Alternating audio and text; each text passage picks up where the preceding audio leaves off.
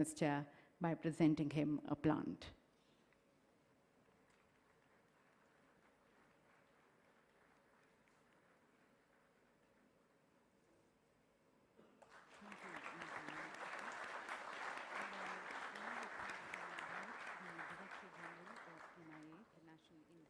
Thank you, Honorable Minister, sir. And I now request and invite the Director General of NIA, the National Investigation Agency, Shri Dinkar Gupta ji, for his welcome address.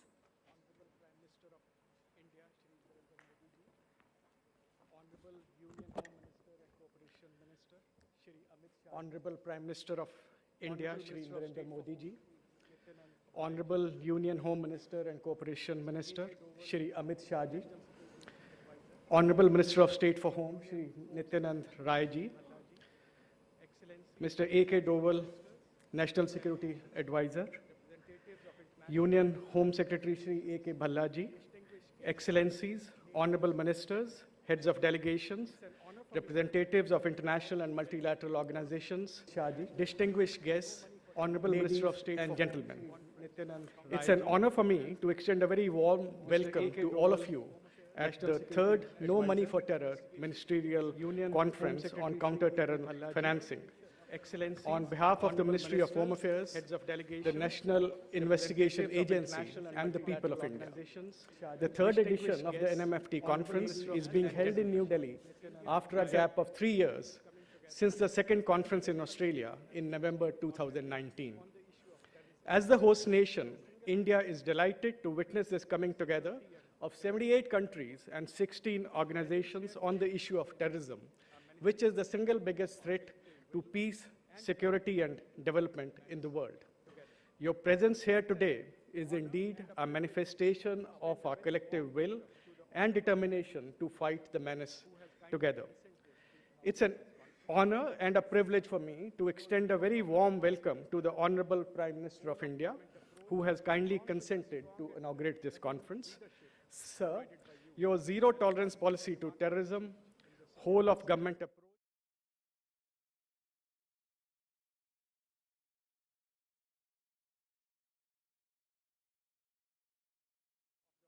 Ladies and gentlemen, I'd like to share with you that there has been a significant reduction in terrorist activity in India during the leadership of the Honorable Prime Minister in the last 8.5 years.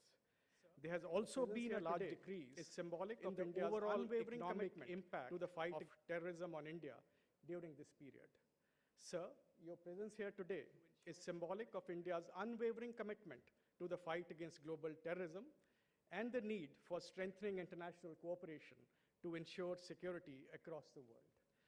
It also gives me great pleasure to welcome Honorable Union Home Minister and Cooperation Minister Shri Amit Shah ji, whose consistent efforts, clear direction, and competent stewardship of the security apparatus have led to a paradigm shift in security and policing in India.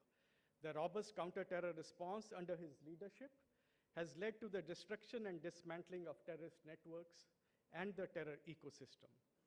Sir, we are indeed grateful to you for your direction and support at all times. Ladies and gentlemen, as you all know, choking and disrupting financial flows to the terrorists is one of the most effective ways to fight terrorism. The inaugural No Money for Terror Ministerial Conference hosted by France in 2018 called for a collective involvement in the fight against terrorist entities, groups, and individuals. The 2019 conference hosted by Australia built on the Paris Agenda and highlighted the best practices to counter-terrorism financing and the need to develop strong coordination and partnerships among nations. The third NMFT conference, which has brought us all together today, aims to place special emphasis on the recent trends in terror financing and the emerging terror funding channels and technologies. Technology has become a key enabler of terror financing today. The growing use of digital assets and cryptocurrencies, online payment systems, and crowdfunding platforms provide new channels for terror funding. At the same time, the traditional methods such as conventional banking channels, remittances, money laundering, and the misuse of non-profit organizations continue to be exploited. It is therefore essential to put in place robust legal and operational frameworks and share the technical expertise to detect, investigate, and prosecute terror financing cases in such a scenario. We look forward to hearing the views and experiences of the countries and organizations present here today, which would go a long way in strengthening the global response to the complex issue of financing of terror. Thank you. Jai Hind.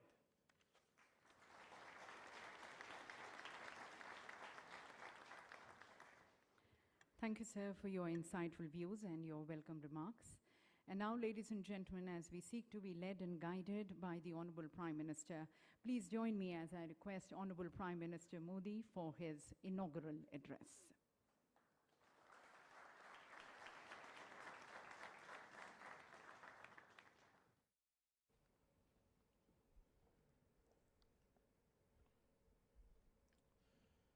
My colleague in the Union Cabinet, Shri Amit Shah, distinguished dignitaries, delegates from different countries, members of investigative agencies and security forces from across the world, and my dear friends. I welcome you all to the third Ministerial Conference on Counter-Terrorism Financing. Friends, it is significant that this conference is happening in India.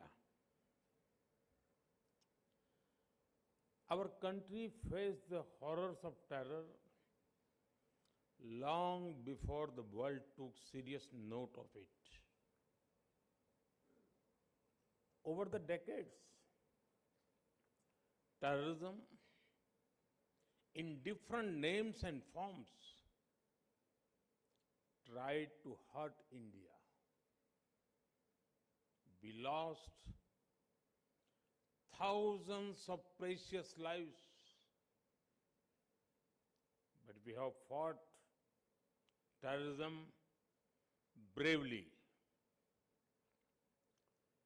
The delegates have a chance to interact with a country and people who have been firm in tackling terror. We consider that even a single attack is one too many. Even a single life lost is one too many. So, we will not rest till terrorism is uprooted. Friends, this is a very important gathering. It should not be seen as a gathering of ministers only, because it deals with a subject that impacts entire humanity. The long-term impact of terrorism is particularly hard on the poor and on the local economy, be it tourism or trade. Nobody likes an area that is constantly under threat. And due to this, the livelihoods of people are taken away. It is all the more important that we strike at the root of terror financing. Friends, in today's world, ideally, there should be no need for anyone to remind the world of the dangers of terrorism. However, there are still certain mistaken notions about terrorism in some circles. The intensity of the reaction to different attacks cannot vary based on where it happened. All terrorist attacks deserve equal outrage and action. Further, sometimes there are indirect arguments made in support of terrorism to block action against terrorists. There is no place for an ambiguous approach while dealing with a global threat. It is an attack on humanity, freedom, and civilization. It knows no boundaries. Only a uniform, unified, and zero-tolerance approach can defeat terrorism. Friends, fighting a terrorist and fighting a terrorism are two different things. A terrorist may be neutralized with weapons. Immediate tactical responses to terrorists may be an operational matter, but tactical gains will soon be lost without a larger strategy aimed at hurting their finances. A terrorist is an individual, but terrorism is about a network of individuals and organizations. Uprooting terrorism needs a larger proactive response. If we want our citizens to be safe, then we cannot wait until terror comes to our homes. We must pursue terrorists, break their support networks, and hit their finances. Friends, it is well known that terrorist organizations get money through several sources. One source is state support. Certain countries support terrorism as part of their foreign policy. They offer political, ideological, and financial support to them. International organizations must not think that the absence of war means peace.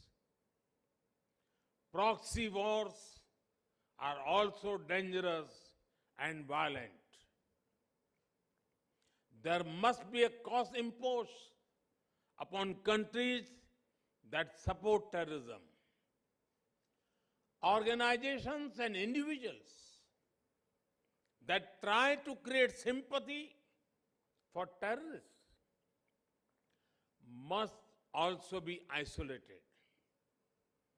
There can be no ifs and buts entertained in such matters.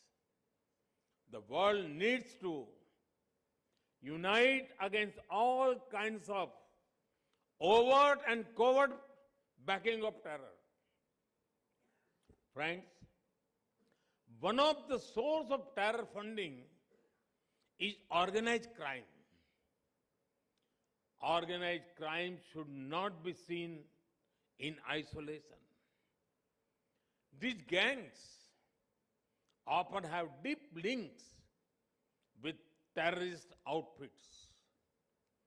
The money made in gun running, drugs, and smuggling is pumped into terrorism. These groups help with logistics and communication too. Action against organized crime is extremely important in the fight against terror. At times, even activities like money laundering and financial crimes have been known to help terror fundings. Fighting it needs global collaboration. Friends, in such a complex environment, the United Nations Security Council, Financial Action Task Force, Financial Intelligence Units, and the Egmont Group are boosting cooperation in preventive detection and prosecution of illegal fund flows. This is helping the war against terror in many ways over the past 2 decades. This also helps in understanding terror funding risks. Friends, now the dynamics of terrorism are changing. Rapidly advancing technology is both a challenge and a solution. New kinds of technology are being used for terror financing and recruitment. Challenges from the darknet, private currencies, and more are emerging. There is a need for a uniform understanding for new finance technologies. It is also important to involve the private sector in these efforts.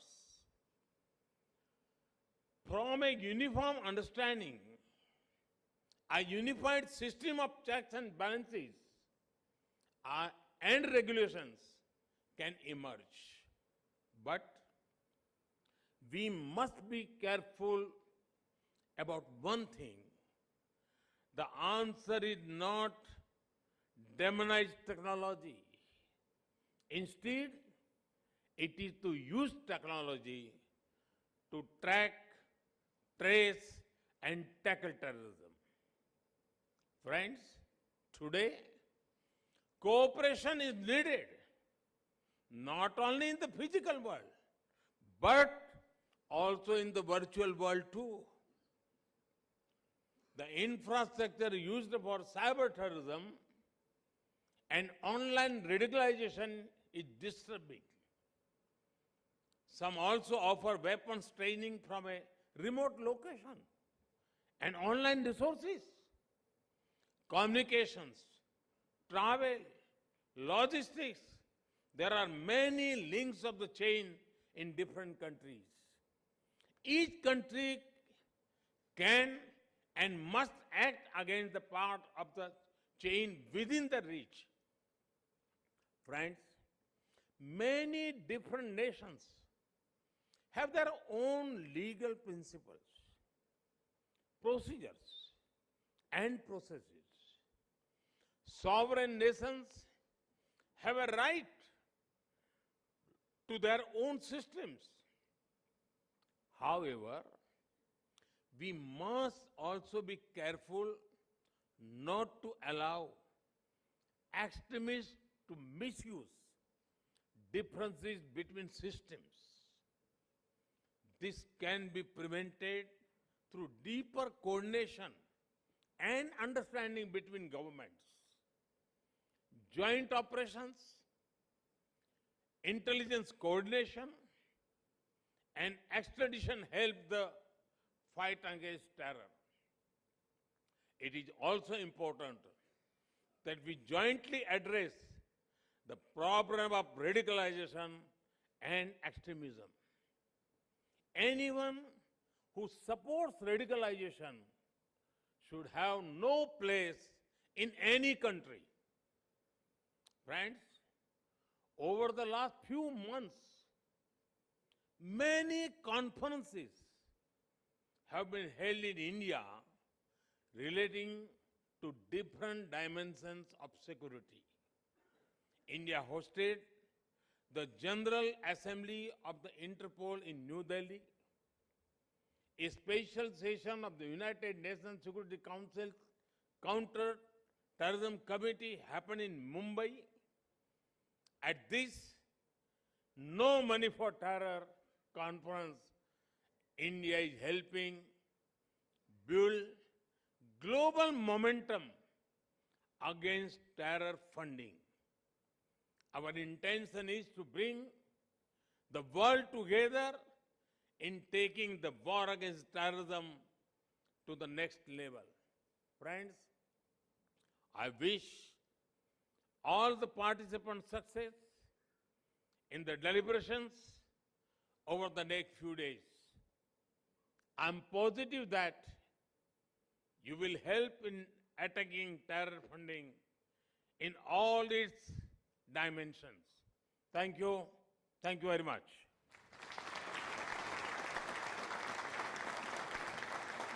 Thank you, Honorable Prime Minister, sir, for your global vision, your resolve, and your clarion call for a collective, effective zero-tolerance approach, and your deep guiding insights into tackling the menace of terrorism and terror financing. Thank you, Honorable Prime Minister, sir, for your guiding message. And as we express our gratitude and appreciation to the Honorable Prime Minister, may I request once again our Honorable Union Home and Cooperation Minister, Shri Amit Shah ji, to please present a memento to the Honorable Prime Minister. And please, once again, ladies and gentlemen, join us in thanking the Honorable Prime Minister for leading us, for his clarion call for peace and tranquility and the cooperation from all. Thank you. With that, once again, thank you to the Honorable Prime Minister. With that, we conclude the inaugural session.